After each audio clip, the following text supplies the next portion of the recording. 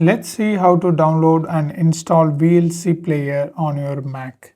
First, turn on the Wi-Fi and then open the browser you usually use. I just opened Safari. You can literally use any browser and just type VLC download for Mac. Search and open this first link. Click the arrow. Here we have different options. So if your Mac chip was Intel, you need to download the first one. If it's Apple Silicon, you need to download the second. You just download this one, Universal. I just download the Universal.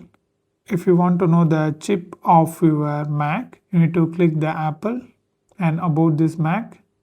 Here you can see the chip. For me, it's Apple A18 Pro, which is Apple Silicon. If it shows Intel, you need to download the Intel file. That's it. I just click download and it's a Universal, I think. So just wait. Software download and hello. Okay, it's done. You need to click the download option. So here it's downloading. It's 57 megabytes. Just wait. Okay, it's installed. Now double click over that. Now drag and drop. Okay, it's done. Now just wait. Yeah, once you hear the sound, it's done. It's installed. Close this. We don't need this anymore. Now open the apps and here you can see VLC. Just open that and first time it will ask, click open. That's it.